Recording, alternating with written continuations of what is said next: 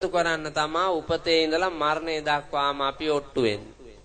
දැන් අද උදේ ඉඳලා ඔයාලා කල්පනා කරන්නකො මොනවටද ඔට්ටු වෙවි ඉඳලා ආවේ කියලා. පේනවා ඇති. උදේ ඉඳලා කරපු වැඩ කොටස. හේනේ කුඹුරේ වත්තේ පිටියේ ගෙදර දොරේ ඔබ මහන්සි වුණා අද උදේ ඉඳලාම. ඒ මහන්සි උනේ මොනවටද? බොහෝ දේ එකතු කරන්නනේ. අපි මෙච්චර කාලයක් එකතු කරපු જાති හැම එකක්ම කැඩෙනවා, බිඳෙනවා, මල බැඳෙනවා, කුණු වෙනවා, දි รา පත් වෙනවා. ඇති වෙලා, පැවතිලා, නැති වෙලා යනවා. එව්ව හොයන්නම ඔට්ටු වෙලා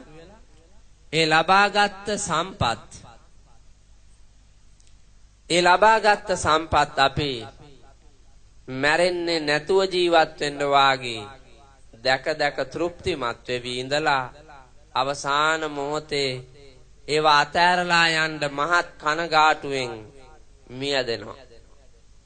ඊට පස්සේ ගෙනල්ලා මේ බිමේ වල දානවා. ඒ වල දාපු අය මේ තැම්පත් කරපු එව්වා උනත් තව ටික කාලයක් යනකොට විනාශ වෙනවා. ඒ වල දාපු වලක්වත් අපිට උරුම නැහැනේ. කොච්චර එකතු කරන්න ඕට්ටු උනා. අවුරුද්දකට දෙකකට කලින් වල දාපු රාම්බණ්ඩා වල දාපු වල මේ අවුරුද්දේ මැරෙන කිරිබණ්ඩා වල දාන්න ආපිට හරනවා. හාරලා බැලුවාම රාම්බණ්ඩාට දීපු වලේ රාම්බණ්ඩා නෑ. රාම්බණ්ඩාගේ කෑලිත් නෑ. ඒ පස් ටික ගොඩ දාලා ඒ වලටම කිරිබණ්ඩා දාලා වහනවා. ඒ වුණාට වැටේ ඉන්න එහාට කර පාර හිටන් අල්ලාගත්ත මිනිසුන්ට අවසානයේ මේකට ඇවිල්ලා දීපු මෙතන අඩි 6වත් නැහැ. හැම එකම අතාරින්න වෙනවා. ඒ බව නොදැන අපේ පෙරේත ගතියට අපි මේ ලෝකයේ කාලා මැරෙන්නම ඔට්ටු වෙනවා. ඒ නිසා බුදුරජාණන් වහන්සේ අනුදැන වදාලා ධර්මානුශාසනාවක් ශ්‍රවණය කරමින් මව්පියන්ගේ මව්වවදන් පියවවදන් ශ්‍රවණය කරමින් ගුරුන්ගේ ගුරුවදන් ශ්‍රවණය කරමින් පිළිපදිමින් මේ ලෝකේ නොලද ලාභ 5ක් ඔබට ලබන්න පුළුවන්. අද මේ ධර්මානුශාසනාව වෙලාවේ මේ සොහොන් බිමේදී ඔබට ලාභ 5ක් හම්බෙනවා. බණ ඇහුවාම හම්බෙනවනේ ලාභ. මොනවාද බණ ඇහුවාම හම්බෙන ලාභ? අද මේ සොහොන් කනත් එදි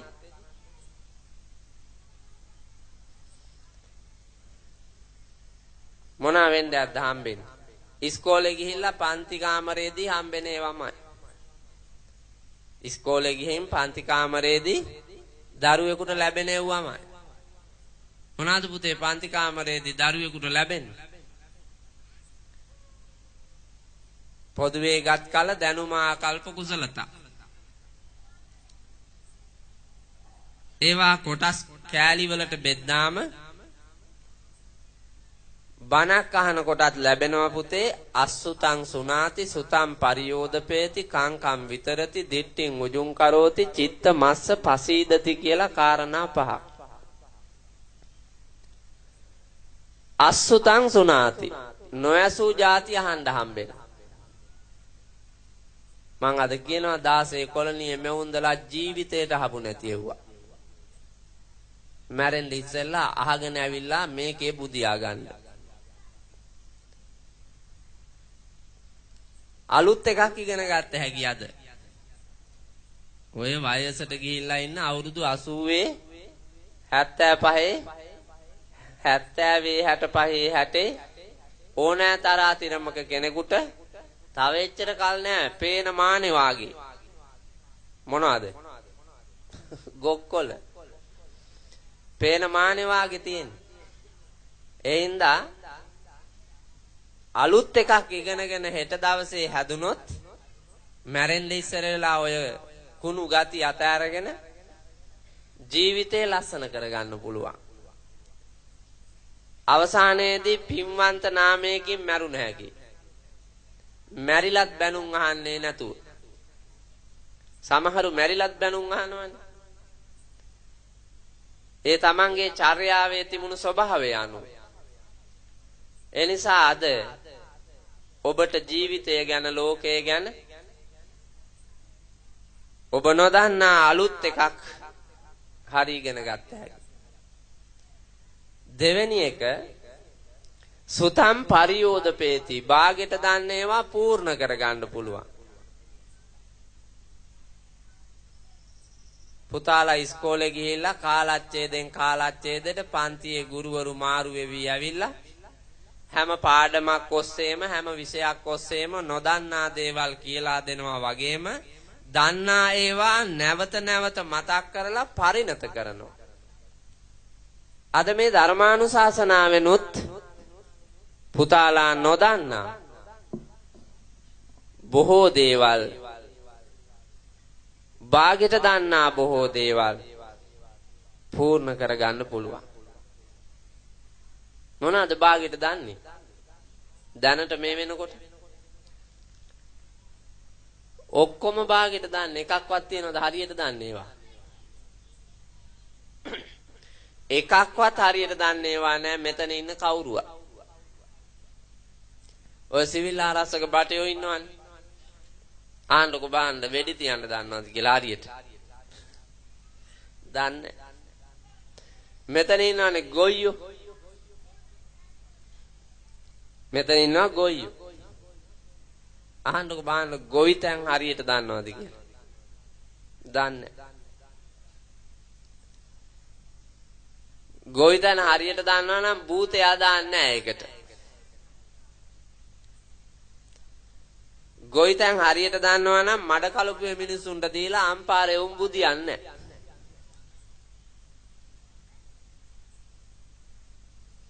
ආදායම ඔක්කොම පිටපැත්තට දීලා අත පිහදාගෙන හූල්ලා වැටෙන්න වෙන ගොයියෝ ඉන්නේ. පිළිවෙලකට ගොවිතැනක් කරන්න නැති බව මං ඔය පොළොන්නරුවෙන් මෙහාට හැරිලා එන අතරවාරේ බලාගෙන ආවා දිගට මෙහෙම තමයි. ඩී.එස්. සේනානායක මහත්තයලා හිටියා නම් මෙව්වා දැකලා කම්පණයට මැරෙන්නේ. මෙවුන්ටද දුන්නේ කියලා. මහ පොළවෙන් වගතුවක් අරගෙන නැති බව පේනවා. ඒ තරමට මැලි මිනිස්සු ඉන්නේ. ඒ වගේම පින්නතුනේ අපි මේ මෙතන ඉන්න ගැටවර වයසේ දරුවෝ ඉස්කෝලේ යන සාමාන්‍ය කොළු පැටව ඉගෙන ගන්න වඩා මහන්සි වෙන්නේ කසාදයක් බැඳ ගන්න. සාමාන්‍ය ලපටි තරුණයෝ ඉන්නවනේ අවුරුදු 18 19 වගේ මේ වයසේ අයත් ඔට්ටු වෙන්නේ මේකට. කසාදේ කියන එක අංශු මාත්‍රයක්වත් දන්නේ ඉගෙනගෙන නැහැ. ඒකේ බර, ඒකේ භයානකකම, ඒකේ තියෙන කරුමේ ඉගෙනගෙන නැතුව සිය දිවි නසා ගන්න ඔට්ටු වෙනවා. මේ පොළොවේත් වල දාලා ඇති එව්වට වහකාපේ උන් 7-8 දෙනෙක් වා. සිය දිවි නසා ගත්ත අයත් මේකේ වල දාලා ඇති. නැත්තේ නෑ මේක සොහොන් කනත්තක් ඉඳලා.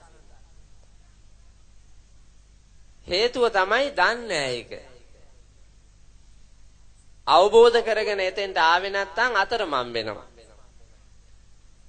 මං අවුරුදු 23 න්නේ මහාන උනේ. මං 23 මහාන උනේ.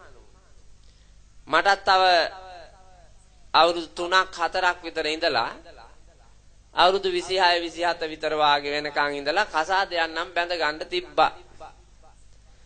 සංසාරේ කරපු මහා පිනක් කොහෙදෝ තිබිලා පටිසන් දීලා මට හිතුණා මහාන වෙන්න. මං ඒකෙන් අද කොච්චර සතුටු වෙනවද මං කරුමකින් අත මිදුණා කියලා. කසාදේ විතර බරපතල කරුමයක් මේ ලෝකේ මට මුණ ගැහිලා නැහැ. ඕක කරුමයක් ඇත්තටම. ඒක කරුමයක් බව පේන්නේ නැති හින්දා සැපයි වාගේ පේන මෝඩයෝ සියදිවි නසාගෙන ඔට්ටු වෙන්නේ ඒකට. ඒකනේ අඥානවන්තකම. මේ ළමයින්ට ඒක තේරෙන්නෙම නැහැ. දැකලත් නැහැ. කසාදේක බර මව්පියෝ විඳින දුක දිහා බලාගෙන තේරුම් ගනින් එක්කෝ. එහෙමත් නැහැ. හැබැයි ඔට්ටු වෙනවා කසාදේකට. ඒක ඉගෙන ගන්න නැහැ බාගෙට දන්නේ. මේ බැඳලා දැන් කසාදෙත් මැරිලා මේ උන්දලාගේ. සමහරට බිරිඳ ඇති මිනිහව මේ කනත්තේ වල දැම්මා. සමහර විට සැමියා ඉතුරු වෙලා ඇති බිරිඳව වල දාලා ඇති.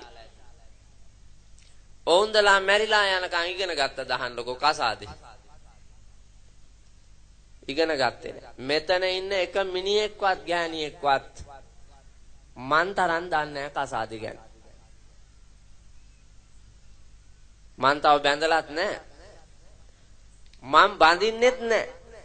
ඇයි මං ඒක ගැන හොඳට දන්නවා. දන්න හින්දානේ බඳින්නේ නැත්තේ. වහ බව දන්න හින්දා කන්නේ පුතා වහ. වහ කන්නේ. ඒකෙන් ඈත් වෙනවා. සරපේ බව දන්නවනම් අල්ලන්නේ. අතාරිනවා. යන්න අරිනවා. මග ඇරලා නිකන් ඉන්නවා. ඒ නිසා අපිට අවබෝධය තියෙනවා නම් නරකාදී අපි අතාරින්න මහන්සි ගන්නවා. අවබෝධය නැති හින්දා නරකාදී ඇතුළේම යනවා. නාකි අය කසාදේ දන්නේ නැහැ කියලා මං කිව්වේ. කසාදේක වටිනාම චරිතය මොකද්ද?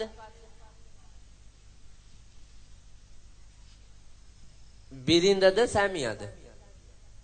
වඩාත් හොඳ උත්තරීතරම චරිතය කෝකද? බිරිඳද සැමියාද? අම්මාද තාත්තද?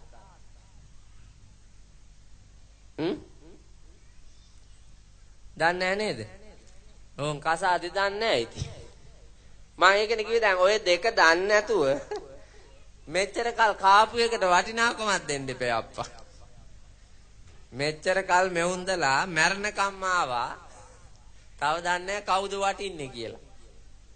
වටින්නේ කවුද කියලා දන්නේ නැති හින්දා සමහර විට නොවටින එක වටිනා එකක් කරගෙන ඉන්නවා. ගෙදර බුදුන් කවුද? ගෙදර බුදුන් අම්මා. එතකොට වටිනාකම වැඩි වාගේ දැනෙනවා අම්මා. සැමියා බිරිඳගේ දෙවියාය. එතකොට දෙයියෝ කවුද? සැමියා. එතකොට වටිනවා පේනවා මිනිහා. එතකොට දෙයියෝයි බුදුනුයි දෙන්නම වැඩ ඉන්න තැන තමා ඔය ගේ. දෙයියෝයි බුදුනුයි දෙන්න ඉන්න තැන ගහ ගන්නවද? නෑනේ එතන පූජානේ පවත්වන්නේ. දෙයියන්ට පූජා පවත්වනවා. ඒ පැත්තේ බුදුන්ට පූජා පවත්වනවා. මේ පැත්තේ එතකොට ඒක තියෙන්න ඕනේ පවුල පන්සල වාගේ. කොලනියේ ගෙවල් දිහා බැලුවාම ඔබට පේනවා ඇති ඒ වග. මං ආවේ අදනේ.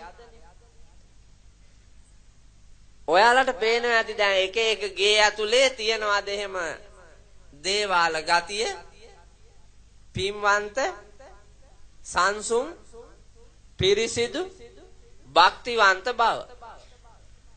පන්සල් ගතිය ගේ ඇතුලේ තියනවාද කියලා පේනවා ඇති. වන්දන මානන කරන පූජනීය පින්වන්ත පරිසරයක් නිර්මාණය වෙනවා. එහෙම පේන්නේ නැත්තම් ඒ ගෙදර විවාහය අඳුනාගෙන ඇතැයි මා කිසිසේත්ම දකින්න. ඔයාලා නිකන් අඳුරගෙන වගේ ඉන්නවා. මං දන්නවා ඒක ගෑණියෙක්වත් Tamanගේ ස්වාමියාව අඳුරන්නේ. නෑ හඳුන්නේ මම මගේ මිනිහව දන්නවා කියලා පුළුවන් නම් කියන්නකෝ. මං දැන් පෙන්නනවා දන්නේ නෑ එක ගැන කියලා. ඒ වගේම මෙතන ඉන්න එක පිරිමියෙක්වත් තමන්ගේ බිරිඳ අඳුරන්නේ. ඔය දෙදෙනෙක් මිසක් මැරෙනකම්ම එක්කෙනෙක් නම් නෙවෙයි. ඔබ දෙදෙනා ගලපාගෙන ජීවත් වෙන්න තමයි පවුල පන්සල වාගේ අභිමානයෙන් යුක්තව පූජනීය විදියට පවත්වාගෙන යන්න මහන්සි ගන්න ඕනේ. තේරෙන්නේ? ඇයි අම්මට gedara budun කියන්නේ?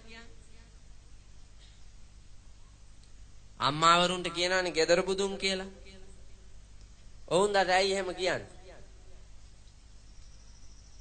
මතකද බුදු වෙච්ච දවස? හැම අම්මා කෙනෙක්ම බුදු වෙච්ච දවසක් තියෙනවා. ඒ දවස මතකද? නෑ. මතක තියෙන්න විදියක් නෑ. මෙවුන්දලා අම්මා නෙවෙයි ඉන්නේ. නිකම් පඬරල් ගෑනු. අම්මා කියන ගතිය ඇඟේ තියෙනවා නම් බුදු වෙච්ච දවස මතක තියෙන්න ඕනේ. එතකොටනේ බුදු බවට හිමි භූමිකාව හැසිරෙන්න පුළුවන් වෙන්නේ. බුදුහාමුදුරුවෝ බුද්ධත්වයේ ලැබලා තමන් අවබෝධ කරගත්ත දර්ශනය මෙනෙහි කරලා සති 7ක් ඊට පස්සේ කාටද මං ඉස්සරෝම ධර්මයේ දේශනා කරන්න ඕනන්නේ කියන යුතු අයුතුකම් බලලා ගලපලා කෙලෙහි ගුණ සලකමින් පස්වග මහණුන් හොයාගෙන ඇවිල්ලා පරමු ධර්ම දේශනාව පවත්වන්නේ බුද්ධත්වයේ ගැන දන්නා හින්දා. දැකපු හින්දා. මව් පදවිය බුදු පදවියයි කියලා අඳුනාගත්තේ නැත්තම් අම්මා වරුනේ ඔබට ඒ වැඩේ කරන්න බෑ හරියට. අම්මා වරුනේ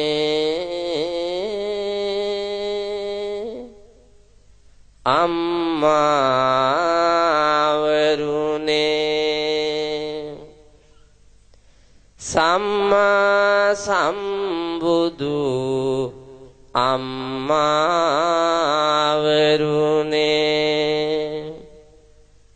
දරුවන්ගේ දුක් කඳුළු දකිනදා සුරලොව සිට අතපා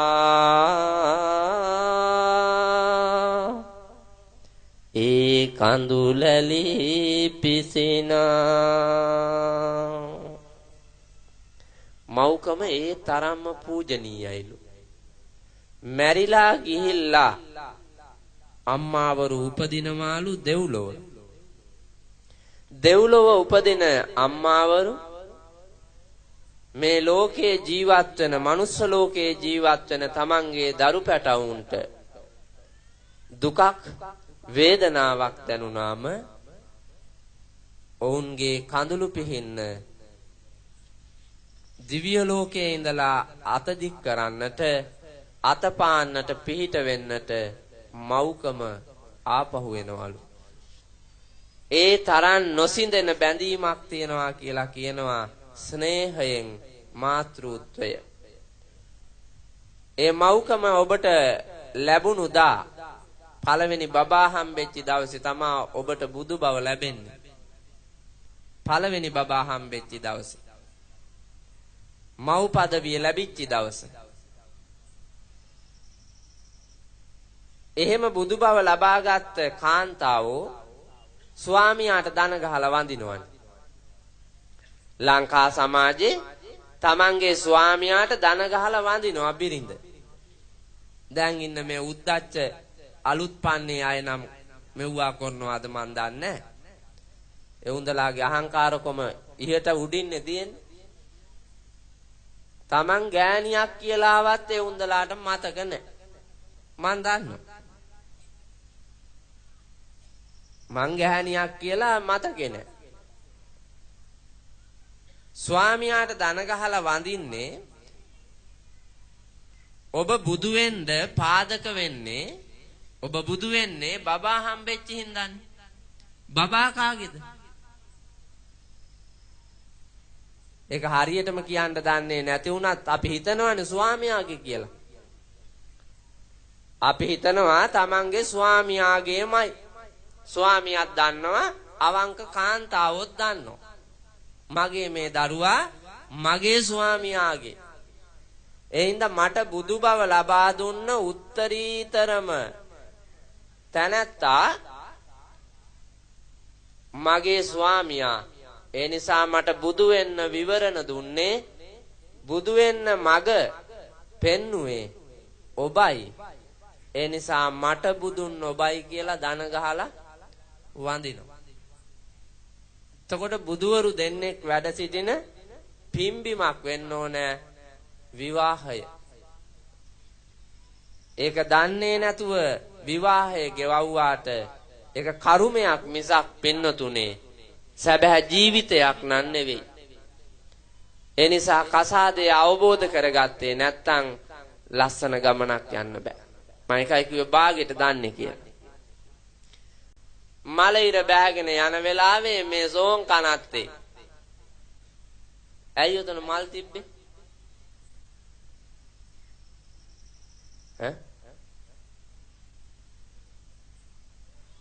ඔය සිල් ගන්න යන අපේ නාකි උන්දා කෙනෙක් කියමු බලන්න. ඇයි මෙතන තිබ්බේ? මේ උන්දලා බෝධිය පෙරලන්න ඔට්ටු වෙනවා පොයට ගිහිල්ලා. ගෙදර ඉන්නේ නැතුව කියමු බලන්න ඔතන තිබ්බේ ඇයි කියලා.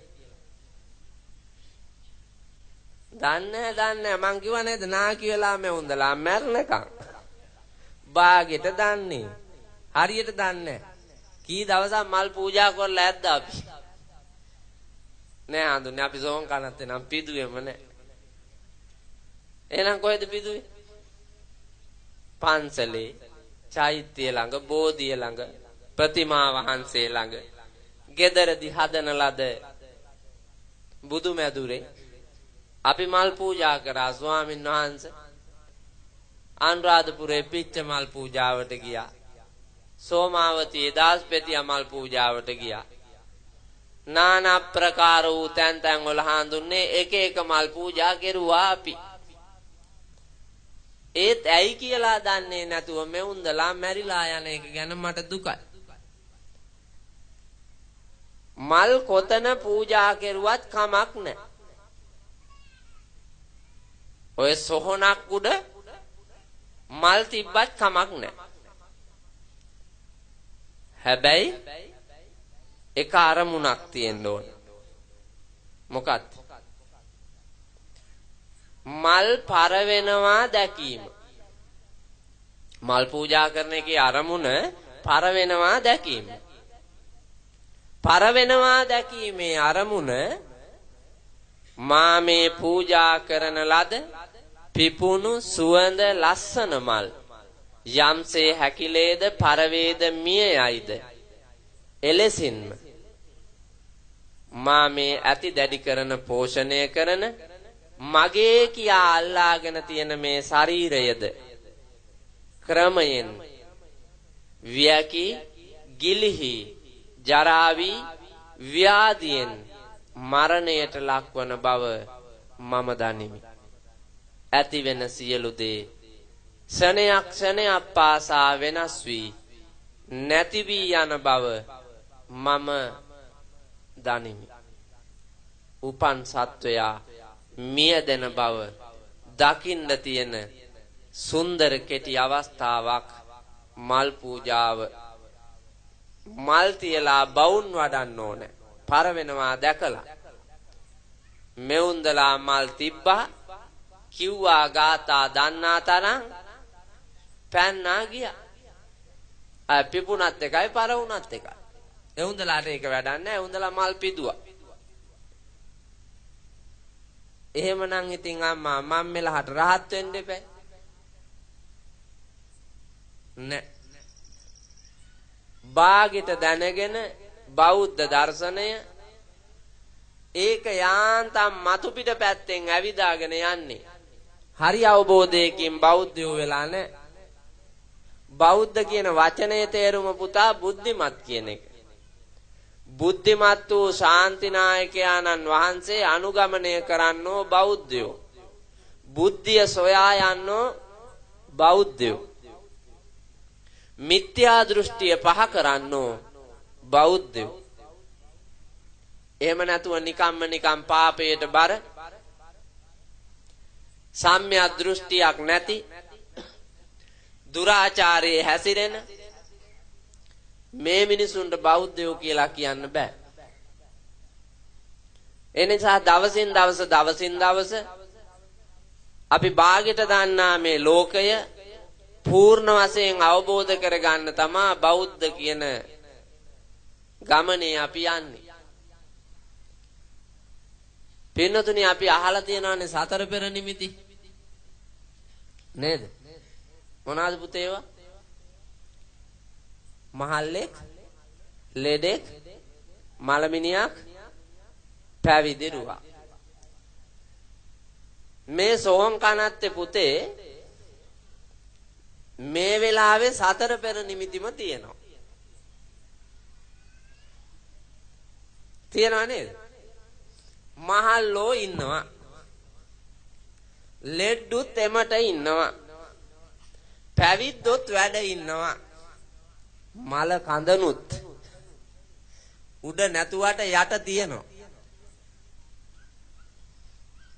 දැන් සතර පෙර නිමිතිම තියෙනවානේ. මෙතන ඉන්නවාද කවුරු හරි කවර හරි දවසක සතර පෙර නිමිති තියා එකක්වත් දැකපු කෙනෙක්? මට කියන්නකෝ. හාඳුන්නේ ඔය හතරෙන් මං අහවල් එව්වා දැකලා තියෙනවා කියලා කියමු බලන්න. නෑ මෙවුන්දලා ගෑන්ගේ නාකි කොම කඩා වැක්කිරෙනවා. ඒ වුණාට ඔවුන්දලා නාකි කියලා දන්නේ මේ පහුගිය කාලේ අපේ අනුරාධපුර දිස්ත්‍රික්කයේ එහා කෙරෝලේ ගෑණියෙ පැනලා ගියා. එවුන්දට අවුරුදු 72යි. බලන්නකෝ නාකි කොම දැකලා තිබ්බද? නෑ නිකන් පේන්න ඇති 16 වාගේ අවුරුදු 16 17 වාගේ නාඹර ගතියක් පේන්න ඇති. ඒකල අවුරුදු 40 ගානක එකෙක්කම් පැනලා ගියා. ඒ උන්දා ගියේ තව අවුරුදු 120ක් විතර අලුත් එක දීග කණ්ඩ හිතාගෙන ගියේ. අරකා මහ කැලෑව මැද්දෙන් අරගෙන ගියා රාත්‍රියේ. මගට ගෙනහිල්ලා මේ නාකි මහයියාව දූෂණය කොල්ලා මරලා මානා බැද්දට විසිකලා ගියා යන්න. රෙදි පොට්ටනියත් එක්ක මානා කුලේ සතපුණා සදාකාලිකව. කණ්ඩ ගියා 120ක් දීග. නාකි නැහැදිච්ච චරිත ඕන පදම් පුතා. නාකි උනේ නිකම්ම නිකම්. ඉගෙන ගත්තේ නැහැ. බාගෙට ජීවිතේ. නාකි කියන්නේ මහලු වයසනේ සතර පෙර නිමිති වල. මහලු කියන වචනේ තේරුම කියමු.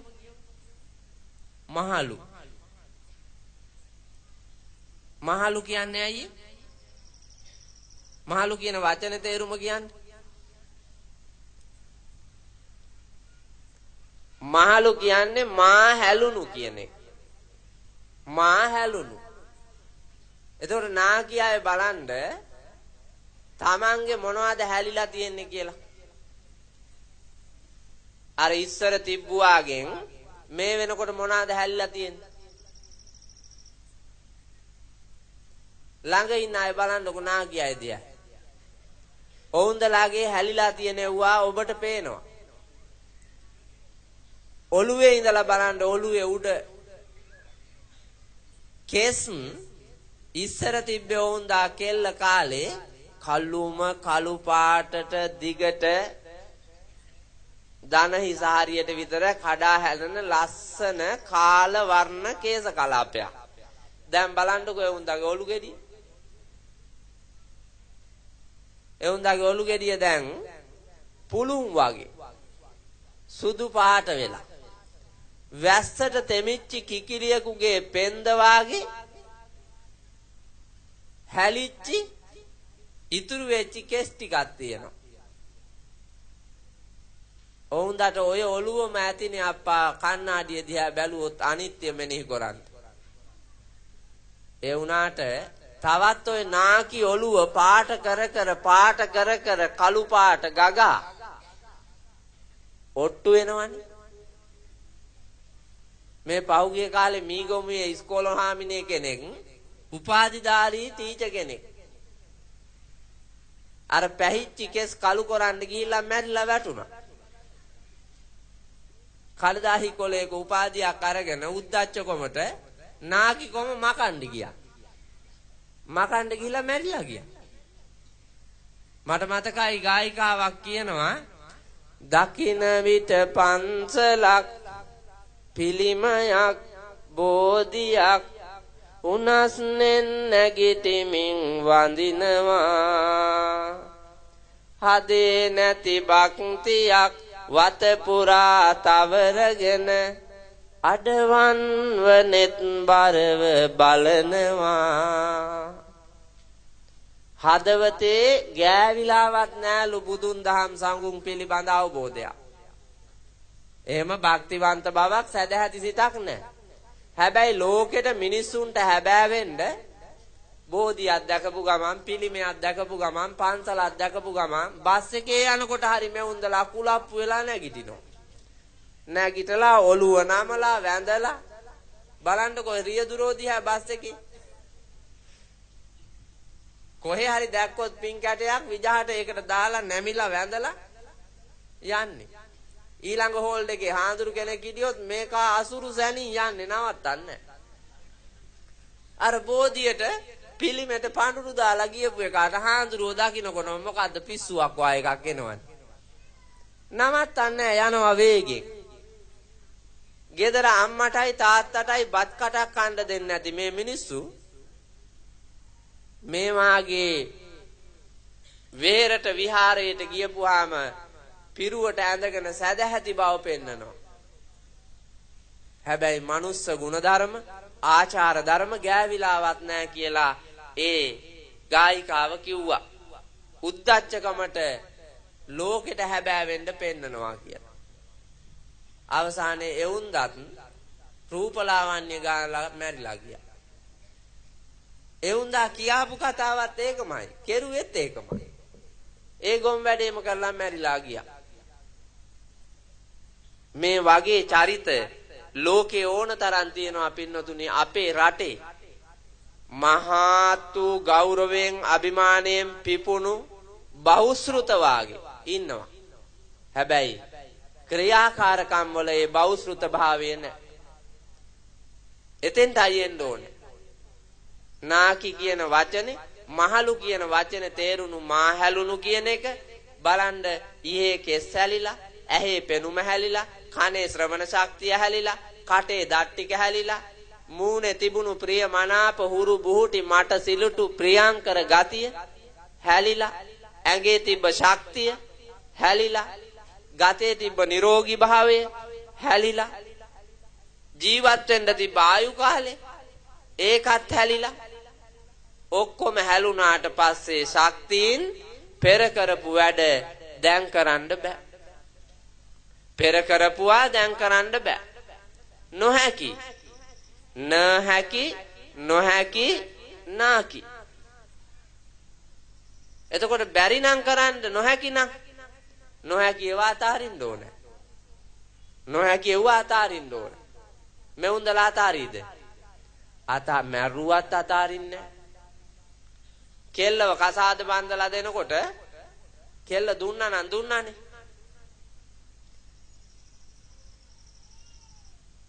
දීපු කෙල්ලත් අල්ල ගන්නවා ඒ බැඳිච්ච බෑනත් අල්ල ගන්නවා.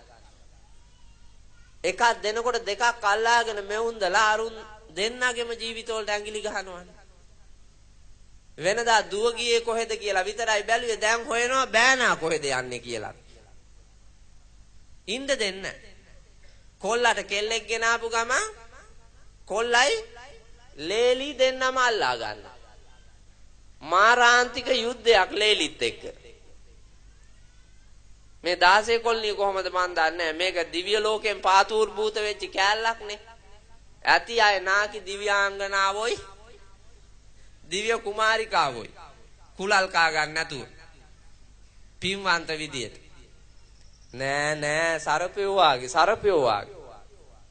මෙතනම කී දෙනෙක් ඉන්නවද බලන්නකෝ. නාකි නන්දම්මලා තමන්ගේ මේ ලේලිත් එක්ක වෛරේ. ලේලිලා බලන්න කොහොමම තමන්ගේ නන්දම්මත් එක්කම වෛරෙන් ඔබ ඉන්නවා, ඔබත් එක්ක වෛරෙන් අරුන්දා ඉන්නවා. ඔයාලා දෙන්න අතර ජීවත් වෙන අර වැඩිහිටි පිරිමියයි කසාද බැඳපු අලුත් කොල්ලයි දෙන්න විඳින දුක. ඇයි මේ නාකි ගෑණි තරුණ ගෑණි ගහ ගන්නවා. අර නාකි මිනිහයි කොල්ලයි දෙන්න පුදුම දුකක් විඳින්නේ අප්පා. ඇයි කොල්ලට අම්මත් ඕනේ ගෑණිත් ඕනේ. අරුන්දට තමන්ගේ ගෑණිත් ඕනේ, කොල්ලා ගෙනාපු ගෑණිත් ඉන්න ඕනේ. ඒ දෙන්නා පිළිකන්නට වෙලා කල්පනා කරනවා මොකද අඩේ කරන්නේ. ඊට පස්සේ අරුන්දා බැරිම තැන කියනවා මම පුතේ මේ යුද්ධේ ඉවර කරන්න බෑනේ. ඒ නිසා මම පුතා මේකේ තරම් ඵලයක්. ඔය කොයි හරි මගේ අහවල් ඉදම කෑල්ල තියෙනවා ඒකේවත් අට්ටාලයක් අටවා ගනි කියලා අරුම් වයවනවා.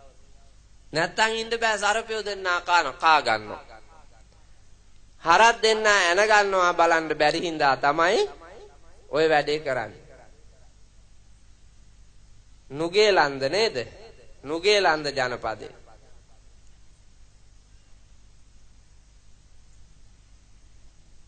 ඒ හින්දා මේ ගම පියස ගැන මන් දන්නේ අද ආපු හින්දා ගමේ අය දන්නා හින්දා මන් සිහි කැඳවන්නේ කිව්වේ.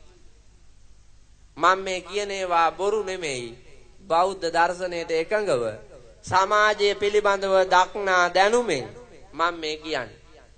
ඔබ බෞද්ධද කියලා එතකොට පේන්නේ. බාගෙට දන්නේ ඔව්වා. ඒවා පූර්ණ කරගන්න ජීවිතේ හදාගන්න. සතර පෙර නිමිති වල පළවෙනි එකක් දන්නේ බාගෙට. ඊටු ඒවා දන්නේම නැහැ. ඒක ඇත්ත. තුන්වෙනි ලාභය කාංකම් විතරති සැක දුරු වෙනවා බණ ඇහුවාම. කා ගැනද සැක? මුළු නුගේ ලන්දම සැකෙන් ඉන්නේ. එක දේ ගැන. බුදුහාමුදුරුවෝ ගැන, ධර්මය ගැන, මහා සංඝරත්නය ගැන, මෙලොව ගැන, පරලොව ගැන, කුසල් පිළිබඳ, අකුසල් පිළිබඳව, නෝනට මහත්තයා ගැන, මහත්තයාට නෝනා ගැන, දෙමව්පියන්ට දරුවෝ ගැන, දරුවන්ට දෙමව්පියෝ ගැන, අසල්වැසියෝ ගැන, රාජකාරී ආයතනයේ ප්‍රධානියා ගැන, මණ්ඩලය ගැන ප්‍රධානියාට, අපේ ශ්‍රී ලංකා ද්වීපේ රජ්ජුරුවෝ ගැන රටවැසියන්ට සැකයි, රටවැසියෝ ගැන රජ්ජුරුවන්ට සැකයි. නාන ප්‍රකාර වූ සැක කෙලෙස් බර පෘථජන මේ ලෝකේ අපිට උපදිනවා. අන්න ඒ සැක දුරු කරගන්න විශ්වසනීයත්වය ඇති කර ගැනීම සඳහා ධර්මයේ ශ්‍රවණය කරන්න ඕන. ලැබෙනවා ශ්‍රවණය කළාම බහුශෘත භාවය, සත්‍ය අවබෝධය. එතකොට සැක දුරු වෙනවා. දිට්ඨින් උජුං කරෝති, ඍජු දැක්මක් ලැබෙනවා. බණ ඇහුවාම ඍජු දැක්මක් ලැබෙනවා. මිත්‍යා දෘෂ්ටිය නැති වෙනවා. සම්‍යක් දෘෂ්ටිය පහළ වෙනවා. හරි දේ හරි විදියටත්, වැරදි දේ වැරදි විදියටත් දකින්න එක සම්‍යක් දෘෂ්ටිය. අපි ගාව මිත්‍යා දෘෂ්ටිය තියෙනවා. වැරදි දේ හරි කියලා හිතනවා, හරි දේ වැරදි කියලා හිතනවා. ඒක නෙවෙයි තියෙන්නේ. මේ සෝන් කනත්ත අද හරි ලස්සනයිනේ. මේ විදිහටම මේ සෝන් කනත්ත කල එලි කරලා තියාගන්න පුළුවන් නම් මේකේ බුදියන්න බෑ දැවිලා තනියෙන්. පුළුවන්. මං ඉන්නේ සෝන් කනත්ත ළඟ. මගේ පන්සල තියෙන්නේ අල්ලපු ඇටේ. හැබැයි ඒ සෝන් කනත්තේ අලි හිටියත් පේන්නේ. කැලෑව. මේකත් එහෙම තියෙන්න ඇති. අද මේ මිදුල වාගේ තිබ්බාට කොල්ලෝ ඉල බිඳ ගන්න ඇති මෙව්වා සුද්ධ කරන්න. මේ සොහොන් ඔක්කොම ඊයේ පෙරේදා මෙතැන්පත් කෙරුවා වාගේ පාට එහෙම ගාලා. මෙව්වා දියසෙවල් කාලා මල බැඳිලා. බැඳපු සොහොන උඩ මල පහ කරලා තියෙන්න ඇති. මං කැමති නෑනේ තැන්පත් කරනවාට. මං කැමති නෑ තැන්පත් කරනවාට මේ මහ පොළොව මෙවුන්දලා තණ්හාවට අර ලොක්කාට ඒකත් ඇල්ලුවා. තව මිනිහෙක් වල දාන්න තිබ්බ තැනනේ ඔය. ඒකටත් අත ගැහුවා ඇවිල්ලා මේ කෑල්ලට. ගෞරවයට ඔය වැඩේ කෙරුවේ. ඔව් හාඳුන්නේ අනේ ගෞරවයට මේ වැඩේ කෙරුවේ කියලා දැන් කියයි. මොකද හම්බෙච්ච ගෞරවේ? ජීවත් වෙන කාලේ බත් බුලත් දුන්නේ නැත්තම්, රෙදි ඇඳුම් දුන්නේ නැත්තම්, බෙහෙත් ටික දුන්නේ නැත්තම් මැරුණට පස්සේ කනත් ඒ gadol ගොඩ ගහලා ඇති පළි. වැඩක් තියනවද එහෙම? එහෙම වැඩක් නැහනේ. මන් දන්නවනේ අපේ කනත් එත්තැම්පත් කරපු අය කවුද කියලා මන් දන්නවා. මේ කනත් එත්තැම්පත් කරලා ඇත්තේ කාවද කියලා මට හිතෙනවා. පින්වතුනි, ජීවත් වෙන කාලේ දෙන්න පුළුවන් જાති ඔක්කොම දුන්නාට පස්සේ මේ දි รา පත් වෙන ශරීරයේ මහ පොළොවේ යට දාන්න දිරලා යනවා. දැන් ඔය තැම්පත් කරපු වලක් හැරුවත් නිකම් මිහිදම් කරපු වලක් හැරුවත් දෙන්නටම වෙලා තියෙන එකම කරුමේ නේද? දෙකම දිය වෙලා කුණු වෙලා ගියා. දැන් ඕකෙන් තව අගෞරවයක් නෙවෙන්නේ. දැන් කවුරු හරි එනවා. හදිසියෙ වෙලට යන්න යන්නේකුට රෙන්ඩ බර ඇවිල්ලා රිව්වා කියන්නකො ඕකේ. මට මේක කියන්න තියෙන සුද්ධම වචනේ මේ කියන්නේ මම.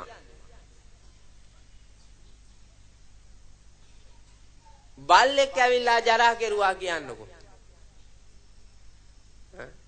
කොල්ලෙක් ඇවිල්ලා ඉඳගෙන හිටියා කියන්නකො ඕකේ උඩ. ඕක තැම්පත් කරපු මිනිහාගේ පවුලේ අයට වේදනාවක් නෙමෙයි දෙන්නේ. වෛරයක් නෙමෙයිද උපදින්නේ? තරහක් නෙමෙයිද හටගන්නේ? දැන් මේ සෝන් කනත් නිකන් වල දාපු එව්වා. වල දැම්මා කිසි ගැටලුවක් නැහැ. කිසි ගැටලුවක් නැහැ. සල්ලි හුඟකුත් කාබාසිනියා කරලා හිතත් කිලුටු කරගෙන ඉන්න වැඩක් තමයි ඔය. අපි ඕකෙන් පෙන්වන්න හදනවා මොකක් හරි එකක්. දැන් තැම්පත් කරපු අයට දුක හිතේ ඉඳන්නේ මම මේවා කිව්වාම. නෑ මම මේ කියන්නේ ඇත්ත. අපි කරන ගොම් වැඩ කොතනදී හරි හැදෙන්න එපැයි. ඒ හින්දා මම මේ කියන්නේ. ඒක මෝඩ වැඩක්. ඔයාලා දානෙට හොඳට මතක් කරන්නකෝ. හාමුදුරුවෝ බණ කියන්න ආවා. ඔයාලගේ 7 දවසේ දානෙට බණ කියන්න ආවා. 3 මාසේ දානෙට බණ කියන්න ආවා. මොකද්ද ඔයාලා දුන්නේ? බණ කියලා ඉවර වුණාට පස්සේ ධර්ම පූජාව මතක් කරගන්න ඕම්මම.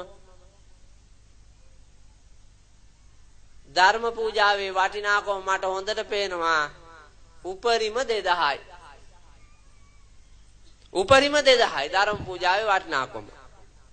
ඔය කනත් ඒ ගොඩ ගහපු gadol කන්දටයි, සිමෙන්ති වලටයි, මැටල් වලටයි, ඔට්ටු වෙච්ච එකටයි ගියපු වියදම. සමහර සෝන් තියෙනවා ලස්සයයි එකහමාරයි දෙකයි. හැබැයි අර වටිනා පින්කමට යෙදුවේ අර එහෙම, මේ නොවටිනා ගොම් වැඩේට අර එහෙම. මිත්‍යා දෘෂ්ටියනේ. මිත්‍යා දෘෂ්ටිය මෝඩකම. යථාර්ථයක් දකින්නේ නැහැ. අවබෝධයක් නැහැ. ඒ නිසා පින්වතුනේ බෞද්ධ දර්ශනය කියන එක මිත්‍යා දෘෂ්ටිය පහ කළ යුතු එකක්. අවබෝධයෙන් කළ යුතු එකක්. සුදුසු දේම කරන්න ඕන එකක්. මං තව එකක් කියන්නද? අම්මලා කවදා හරි දවසක මහා අනර්ග වූ පින්කමක් හැටියට කප්රු පූජාවකට සම්බන්ධ වෙලා තියෙනවද? කවුරු හරි සම්බන්ධ වෙලා තියෙනවද?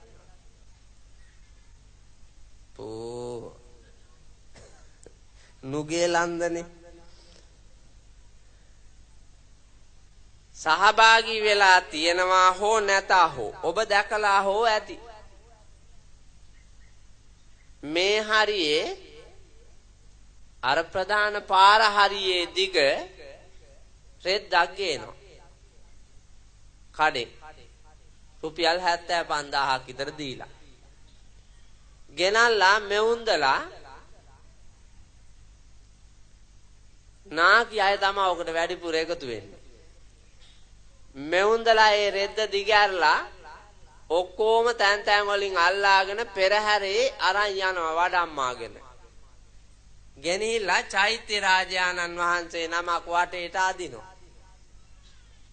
අදලා සාදු කියලා මෙවුන්දලා එනවා. මහා ධාරානිපාත වරුසාවක් එතකොටම වැටෙනවා. චෛත්‍ය රාජානන් වහන්සේගේ උඩ ඉඳලා තිබ්බ හුණුයි දියසෙවලා යවිලා අරකේ හේතු වෙනවා. අර චෛත්‍ය ආවතේව කරන මිනිස්සු ඇවිල්ලා කෙරවලේ ඉඳලා ඔතාගෙන ඇවිල්ලා පන්සලේ පිළිකන්නට අල්ලා විසික් කරනවා. අර 75000. මෙවුන්දලා සාදු කියලා නෙළුම් කොලේ යන කොරවක්කෝ වාගේ සූකුළු අවුවේ උඩ පැන ගිහිල්ලා කරපු අපරාධේ. මට කියන්නකො කප්රුක් පූජාවේ ආනිසංස ත්‍රිපිටකේ අහවල් තැන තියෙනවා හාඳුනෝ කියලා. මට කියන්න එහෙම එකක්. කොහේ හරි දැකලා තියෙනවනම්. නෑ මෙවුන්දලාගේ ගොම් වැඩක්. මෙවුන්දලාගේ මෝඩ වැඩක්. ඇයි හඳුන්නේ එහෙම කියන්නේ? ඒක ලෝක අප්‍රකට අනර්ග කුසල කර්මයන්නේ කියලා කියයි. බුදුහාමුදුරුව අනුදැන වදාලා පින්නතුනි මේ චීවරය මම් පොරවන මේ චීවරය උසින් රියන් 4මාරයි දිගින් රියන් 5මාරයි. මේ චීවරය මම් පොරවලා පොරවන්න බැරි තරමට ජරාවාස වුණාම ඒක නිදියන යහනට දාගන්න කිව්වා. නිදියන එකටත් භාවිතා කරලා ඉරිලා ගියාම ඒක ආපහු දිගහැරලා අඹරන්න කිව්වා. අඹරලා පාපිසක් ගොතාගෙන ස්වාමින් වහන්සේගේ පා වදින තැන තියාගන්න කිව්වා. පය වැදිලා කෑලි කැඩිලා ඉරෙනකොට මැටි වලට කලවම් කරලා උන්වහන්සේලා නිදියන යහන් වල ඒ යහන හදාගන්න භාවිතා කරන්න කිව්වා. එතකොට සීත කාලෙට ස්වාමින් වහන්සේට තද සීතල නැති කරන්නත් උණුසුම් කාලෙට තද උණුසුම අඩු කරන්නත් අර මැටි වලට කලවම් වෙච්චි රෙදි උපයෝගී වෙනවා. ඒ නිසා තමයි එහෙම අනුදැන වදාලේ ඉරිච්චි රෙදි කෑල්ලත් ප්‍රයෝජනෙට ගන්න කිව්වා. ඒකවත් විසිකන්න තහනම් පුතේ බුදුහාමරන්ගේ දර්ශනය. එහෙව් කොට මෙවුන්දලා අර කප්පරක් රෙදි ගෙනහිල්ලා අතන ඔතලා එනවානේ. මේ ගමේ අඳින්න නැති ගෑනු කෙනෙකුට චීත්තයක් අරන් දුන්නා නම් පිට ගෑනු එපා. අම්මට වදාපු අම්මට චීත්තයක් 70ක් බෙහෙත් ටිකක් ගන්න අවශ්‍ය මුදල් බෙහෙත් ටිකක් ගිලානෝපස්ථානයේ බුද්ධෝපස්ථානයක් සේය.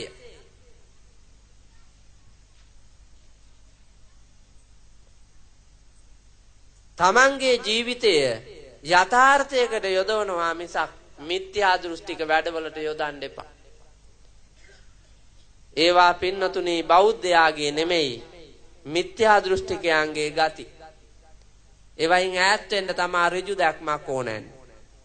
චිත්ත මස්ස පසීදති අවසාන ලාභයේ බණ ඇහුවාම ලැබෙන සන්තෝෂයෙන් ප්‍රීතියෙන් මෙලොවත් පරලොවත් සංසාර දුක් නිවා ලබන සදාකාලික සැපය නැමැති අමා මහ නිර්වාණ ලාභයත් ලබන්නට ඔබට වාග්ය වාසනාව උදා වෙනවා මේ ධර්මානුශාසනාවේ. ඒ සඳහා වරම් ජයසිරි මා බෝහාමුදුරුවන්ගේ පිහිට ආරක්ෂාවෙන් දලදා හාමුදුරුවන් වහන්සේගේ අනන්ත වූ ගුණානුභාවයෙන් හැම දිනාටම වේවා වෙත්වා වෙම්වා කියන හැඟීමෙන් සාදු කියලා ප්‍රාර්ථනා කරමින් බණ අහන්න ලෑස්ති වෙන්න.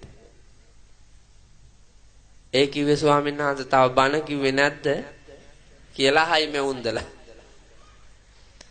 නෑ මං ඔය කිව්වේ බණ ඇහුවාම ලැබෙන ලාභ. දැන් තමා බණ. මම මාතෘකාවක් කළානේ බණට. ඇහුණා නේද? මොකද්ද? මොකද්ද මම බණට මාතෘකා කළේ? ඇයි මලකේවල් වල බැනර් වල එහෙම ලියලා තියෙන්නේ? දැක්කේ නැද්ද? මම ඔය කියපු වාක්‍ය හතරම තියෙනවා බැනර් වල. හා යොබ්බනා ජරා අන්තා හා විනාසා මහද්දනා හා සංයෝගා වියෝගන්තා හා මතන්තා සජීවකා. ලෞතර බුදුරජාණන් වහන්සේ ලෝක ස්වභාවය පිළිබඳව විස්තර කරන්නට දේශනා කොට වදාළ උතුම් ගාථා රත්නයක්. හා යොබ්බනා ජරා අන්තා. අපි ඔක්කොගෙම පුතේ හුරු බුහුටි මට සිලුටු ප්‍රිය මනාප ලපටි ලස්සන හැකියා සියලු කුසලතා සියලු සම්පත්තීන් ජරාව විසින් නැති කරලා දානවලු. හා යොබ්බනා ජරාන්ත. සියලුම යෞන් භාවයන් ශක්තියින් ජරාව විසින් නැති කරනවා. ජරාව කියන්නේ මොනවද පුතේ ජරාව කියන්නේ? ජරාව කියන වචනේ අපි විවිධ තැන්වල විවිධ විදියට භාවිතා කරනවා. බෞද්ධ දර්ශනයට අනුව පුතේ ජරාව කියලා කියන්නේ මොහොතක් පාසා සිද්ධ වෙන වෙනස් වීමට. දැන් ගෙදර ඉඳලා ආපු පුතාලට ආපහු ගෙදර යන්න හම්බෙන්නේ නැහැ. ඇයි? යන්නේ ආපු මිනිහා නෙමෙයි වෙනස් වෙච්ච මිනිහෙක්. එනකොට මේ අය ආවේ නා කියාගෙන හැඩ වැඩ වෙලා සුවඳ විලවුන් ගල්වාගෙන කණ්ණාඩිය දිහා කැරකි හැඩ වැඩ ඔක්කොම බලලා ඉස්සරහත් බැලුවා පස්සත් බැලුවා පැත්තටත් බැලුවා. බලලා තමයි ආවේ මේ කනත්තට. මේ උන්දලාගේ පුතුම මෝඩ ගති තියෙන්නේ. කනත්තට ආවේ මේකට. මේ කනත්තට ගේන දවස මට මේ උන්දලාට පෙන්නා ගන්න. හැබැයි අම්මා මැරෙන අය බලා ගන්නවා එදා දවසට. දැන් ඒක අපිට ජීවත් වෙලා ඉද්දි පේන්නේ මැරෙනවනේ. පංචස්කන්ධේනේ තියෙන්නේ රූප වේදනා සංඥා සංකාර විඥාන. මේ පංචස්කන්ධය තමයි මේ ක්‍රියාත්මක වෙන්නේ. මැරෙනවා කියලා කියන්නේ රූපය ඉතුරු වෙන්න රූපස්කන්ධය ඉතුරු වෙන්න වේදනා සංඥා සංකාර විඥාන ඉවත් වෙනවා. ඒ ඉවත් වෙච්ච විඥාණය උඩ තියෙනවා. මේ හිස් අවකාශේ තියෙනවා. අපේ යටි හිතනේ විඥානය. ඒ විඥානය මේ උඩ තියෙනවා. උඩ ඉඳලා මැරිච්ච ශරීරයේ දිහා බලාගෙන 100,000 වාරයක් පුතේ ආපහු අල්ල ගන්න හදනවලු රින් ගන්න. හැබැයි රින් ගන්න හැදුවට බෑ වේදනා සංඥා සංකාර නැහැ. ඒ හින්දා මේ දෙන්නට ඉන්නත් බෑ. ඒ හින්දා අතාරිනවා. අතෑරලා උඩ ඉඳගෙන අර රූපේ දිහා බලාගෙන ඉන්නවා. නෑ යොත් ඔක්කොම ඇවිල්ලා අඬන ඒවා පේනවා. ඔය බොරුවට ගෑනු අඬනව නේද? අර මැරිච් එක බලාගෙන ඉන්න පැත්තක ඉඳගෙන. ඒ වෙලාවට කියන්න තියෙන જાති කියනවා ඇති හිතෙන් ඇහෙන්නේ නැහනේ අපිට පේන්නෙත් නැහනේ. මේ කියාවිල්ලා කරන බොරුව කියලා අර හිත දන්නවා. සාප කරනවා.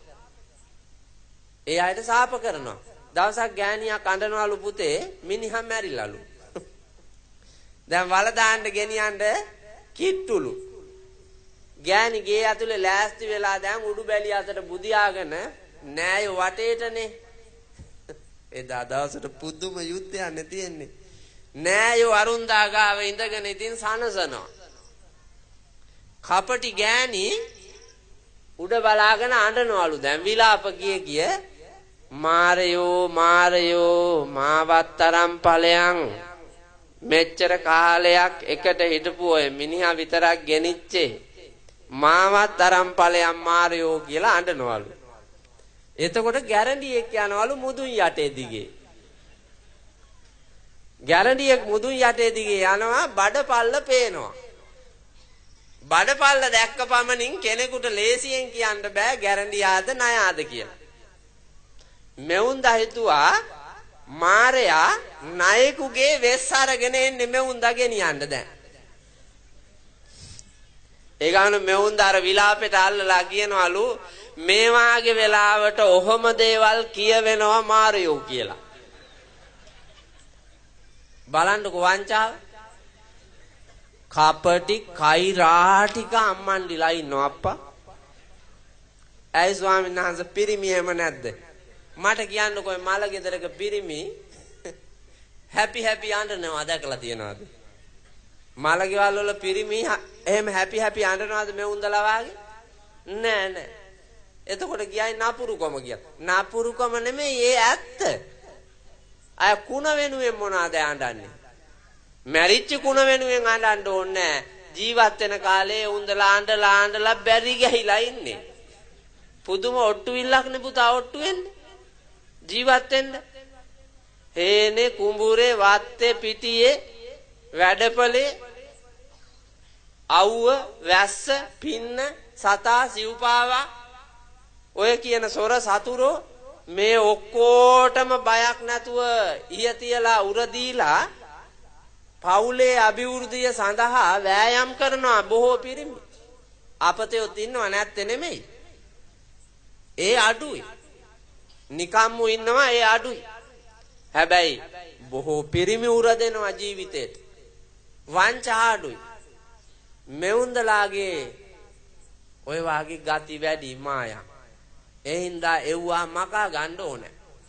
එව්වා මකා ගන්න ඕනේ. අපි ඔක්කොම යන්නේ මරණයට හින්දා. අපි ඔක්කොම වෙනස් වෙනවා. කාටවත් හම්බෙන්නේ නැහැ. මං ඒකයි කිව්වේ. අද තියෙන තත්ත්වය නෙමෙයි හෙට. සමහර විට අද තරුණ හුරුබූටි ගෑනු ළමයෙක්. හෙට දවසේ ඇය බිරිඳක්. මාස 9කින් 10කින් 12කින් ඇය මවක්. බලන්නකො වෙනසේ වෙන වේගවත්ව වෙනස් වේගන භූමිකා මාරු කරගෙන යනවා. ඇය මවක් වෙලා අවුරුදු 20කින් ඇය නැන්දම්මා කෙනෙක්.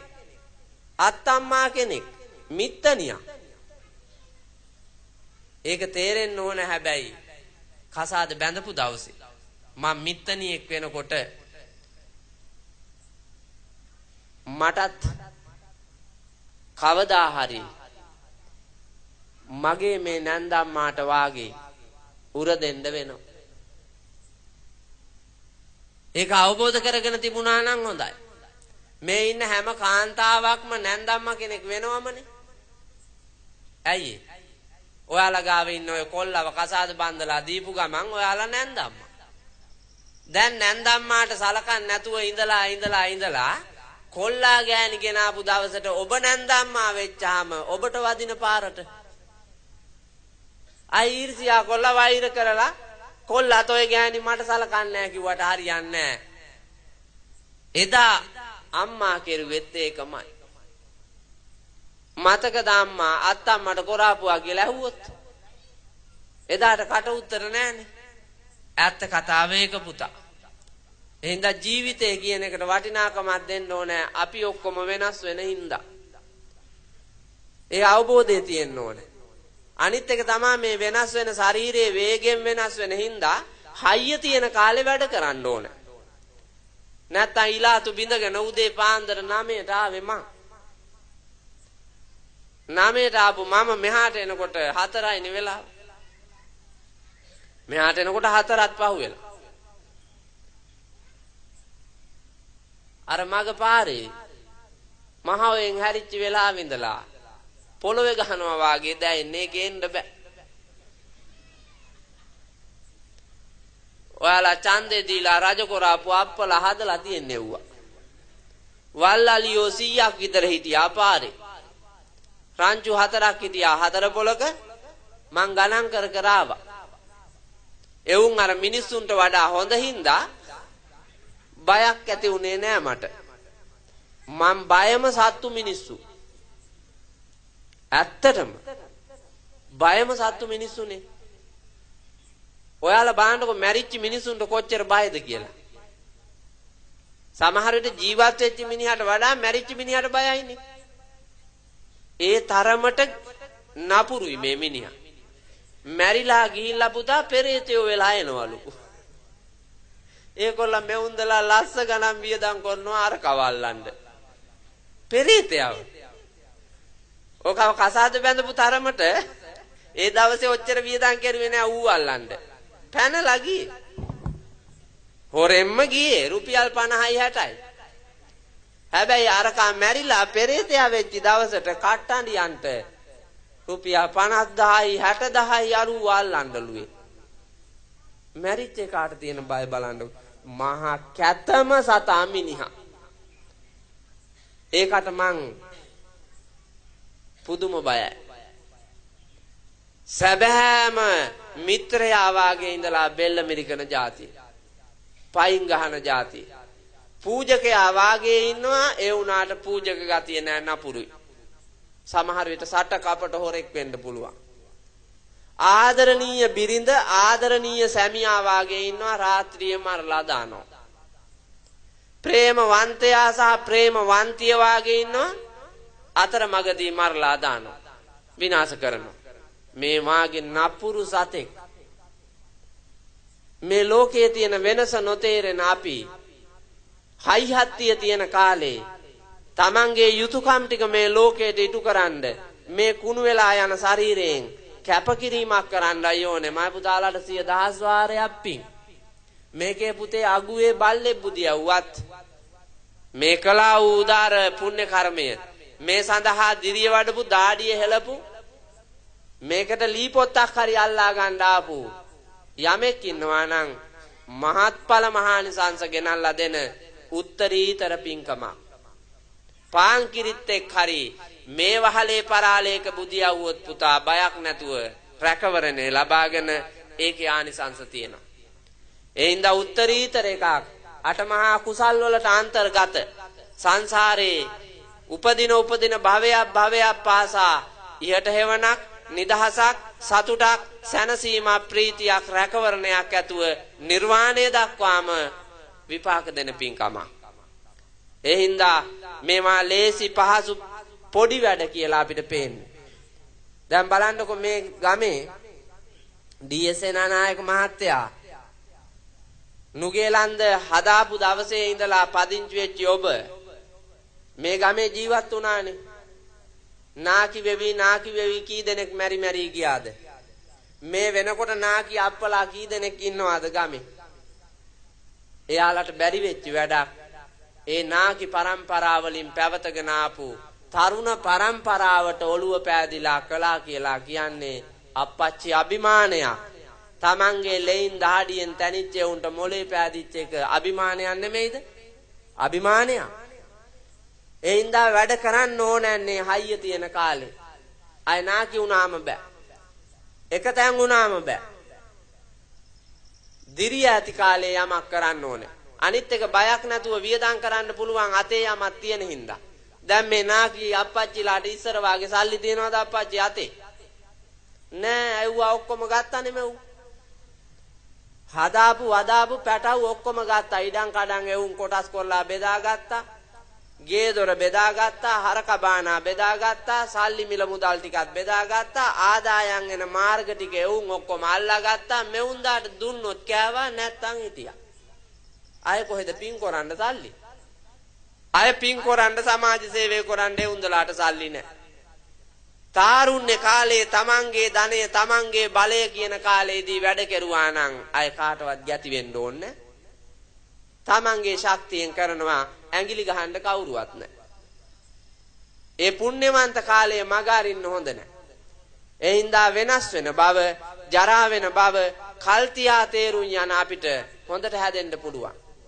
ළමයිගේ පැත්තෙන් කිව්වොත් පුතේ මම පුතාලගේ නිල ඇඳුම ඉස්කෝලේ යන නිල ඇඳුම ඕකට හම්බෙන්නේ අවුරුදු 13ක කාලයක්. එකේ ඉඳලා 13 දක්වා. ඊට පස්සේ ගලවලා ගන්නවා නිල ඇඳුම. නොමිලේ පොත් නැහැ, නොමිලේ ඇඳුම් නැහැ, නොමිලේ කෑම නැහැ, නොමිලේ ඉස්කෝලේ ශාලාවක හෙවණ ලබන්න හම්බෙන්නේ නැහැ. ඉස්කෝලා පුටු ඇඩ්‍රස් එකක් පාවිච්චි කරන්න හම්බෙන්නේ නැහැ. මේ වරප්‍රසාද ටික ඔක්කොම එතනින් ඉවරයි. ඒ වෙනස් වෙන අවුරුදු 13 ඇතුලේ ගන්න තියෙන ප්‍රයෝජනේ ගත්තේ නැත්තම් අය හම්බෙන්නෙත් නෑ වැඩකුත් නෑ. ඒක දරුවන්ට තේරෙන්නේ නෑ. මං ඉස්කෝලේ උගන්වන්න යන හින්දා මට තේරෙනවා ඒක දරුවන්ට තේරෙන්නේ නෑ. මම මේ ළඟදී ගියා ඉනාමලුවේ වෘත්තීය පුහුණු පාසලට දේශනෙට. පෙරේදා වෘත්තීය පුහුණු පාසලේ දේශනෙට ගිහිල්ලා මං ඒ ළමයින්ට කිව්වා සාමාන්‍ය පෙළ පෙල් වෙලා ආපු ළමයි ඉන්නේ. අවුරුදු 11ක් 12ක් 13ක් මම පුතාලා ඉස්කෝලේ ගියා. දෙමව්පියෝයි ගුරුවරුයි ඊයේ කෙස් ගානේ කට කැඩෙනකන් කිව්වා. ඒවා මම පුතාලා එදා දැක්කේ නොහොඹිනා අවවාද හැටියට. තමන්ට හරි කියලා හිතපු දේ විතරක් කෙරුවා. දැන් හරි ගියාද ජීවිතේ? නෑ. අවසානයේ වඩු පාසලට කාර්මික විද්‍යාලයට එන්න වුණා. වෘත්තීය පුහුණු පාසලට එන්න වුණා. දැන් මේකේ ඉන්න ගුරුවරුන්ටත් අවනත නැතුව දෙමව්පියෝ වියදම් කරන සල්ලි ටික මගට වියදම් කරලා ජංගම දුරකථන ඔබා ඉඳලා මනමාලකමකුත් කරලා අතර මගදී ඵලයන් ගෙදර. ඊට පස්සේ පුතා අවුරුදු 25ක් 30ක් වෙනකොට උඹ පෙරදිලා එල්ලාගෙන කොහේ හරි අණ්ඩක් විඳින්න වෙනවා මහා දුකක්. එදාට හිතලා ආයෙ වැඩක් නැහැ. පෙරදිලා ඉවරයි කියලා මං කිව්වා. ඒ හින්දා පුතේ වියකෙන හැම තප්පරයකින්ම වැඩක් ගන්න ඕන. මං ඊයේ රාත්‍රියේ 12 වෙනකම් වතුර ගැහුවා. ඊයේ රාත්‍රියේ 12 වෙනකම් වතුර ගැහුවා මට අද උදේම මෙහෙ බනට එන්න වෙන හින්දා. ටිකක් ඉතුරු වුණා ඒත්. ඒකල මං උදේ කොල්ලන්ට ඒ වැඩේ කරන විදිහ කියලා දීලා මං ආවේ. මං පාන්දර නැගිටිනවා. මහරෑ අදත් නිදියන් යනකොට සමහරට 4වත් වෙයි. පාන්දර යන්න වෙන්නේ. ඒ ගිහිල්ලා මං ඒ පුංචි වෙලාව නිදාගෙන ඉඳලා පැයක් දෙකක් උපරියෙන් මං එකෙන් උපරිම ප්‍රයෝජනයක් ගන්න මං නැගිටිනවා. කවදාවත් දවල්ට නිදියන්නේ නැහැ මං හැම දවසම පැය 3ක් උපරියෙන් නිදියනවා ඇති. පැය 24න් පැය 21ක් මං ලෝකේ යහපත පිණිස මගේ යහපත පිණිස මම වැඩ ගන්නවා. මම දන්නවා මට දැන් අවුරුදු 47යි. තව අවුරුදු 4ක් 5ක් ජීවත් වෙලා හිටියාගේ ශක්තිමත්ව ඊට පස්සේ 50 පැන්නා කියන්නේ ඉර මුදුන් වෙලා ආපහු බහැලා යනවා වාගේ. ජීවිතේ උපරිම ඉහළට ඇවිල්ලා ඊට පස්සේ පහළට යන්නේ. අවරගිරට යන්නේ. ජීවිතය ගැන අවබෝධ කරගෙන මම මගේ හයිය තියෙන කාලෙන් මම වැඩ ගන්නවා. ඉගෙන ගන්න තිබිච්ච කාලේ මම ඉගෙන ගත්තා. ඒකේ ප්‍රයෝජනය මම ලබනවාද? ඒ වගේම මගේ පැවිදි ජීවිතයේ තාරුණ්‍ය වයස ඒකෙදී මම ගන්න තියෙන ප්‍රයෝජන ටික ගන්නවා. හැන්දෑ කාලේ මගේ පැවිදි ජීවිතේ සතුටින් මරණයට යන්නට සැලැස්සුව හැකි. මගේ ආදාහනයට ඕන සල්ලිත් මම පොතේ දාලා තියෙනවා. හිඟා කන්න එපා කිව්වා මගේ මිනිය පුච්චන්න. මං කොල්ලෝ දෙන්නෙක් පසුරුමෙට දාලා මගේ මරණයට වියදම් කරන්න සල්ලි මං වෙනම ගිනුමක දාලා තියෙනවා. කාබාසිනියා කරලා මැරෙන්නේ. හම්බෙච්ච සල්ලි වලින් පන්සල් දෙකක් හැදුවා මං. එකක් පූජා කරලා අනිත් එකේ තමයි මං ඉන්නේ. පින්නතුනේ ජීවත් වෙන්න මහා දේවල් ඕනන්නේ නැහැ. හැබැයි සතුටින් ජීවත් වෙන්න අපි මහන්සි වෙන්න ඕනේ. අනුන්ට අතපාන්න නැතුව, නිന്ദා අපහාස විඳින්න නැතුව, වැදූ අම්මාට හැදූ තාත්තාට අගෞරවයක් නොවන්න, ජීවත් වෙන උපන්න රටට ගෞරවයක් වෙන්න, සංසාරයේ පිනට හම්බෙච්චි මේ මිනිස් කමට උත්තරීතර වරමක් ලබා දෙන විදියට ජීවත් වෙන්න මහන්සි ගන්න ඕන. ඒ හින්දා හැමෝම තේරුම් ගත්තොත් හොඳයි. සෙනයක් පාසා වියකිලා යනවා මේ ශරීරය. ඒකෙන් වැඩ ගන්න තියෙන වෙලාවේ වැඩක් අරගෙන වියකීම පිළිබඳව දුකක් නොහිතා කටයුතු කරන්න දිරිය වඩන්න ඕන. හා විනාසා මහද්දන. දෙවෙනි කාරණය මේ ලෝකයේම හැම පුජ්‍යලයකටම උපයන්න පුළුවන් ධනය ඉපෙව්වාට ඒවා වියදම් වෙනවා. වැය වෙනවා. වැය වීම නිසා හැම ධනයක්ම අපිට අහිමි වෙනවා. නැද්ද? දැන් අපි සංසාරේ පින් කළානේ පුතා. ඒ කරපු පින අපිට විපාක දීලා අපි මිනිහෙක් කෙරුවා. ඒ පින මත තමයි මේ මිනිහෙක් වෙලා ඉන්නේ. එතකොට මේ පින ක්‍රමක්‍රමයෙන් වැය වීගෙන යනවා. පින වැය වෙනවා. පින වැය වෙන්න මොකද වෙන්නේ? පෙර කරන ලද පවුත් තියෙනවානේ. ඒ පව් ඉස්මතු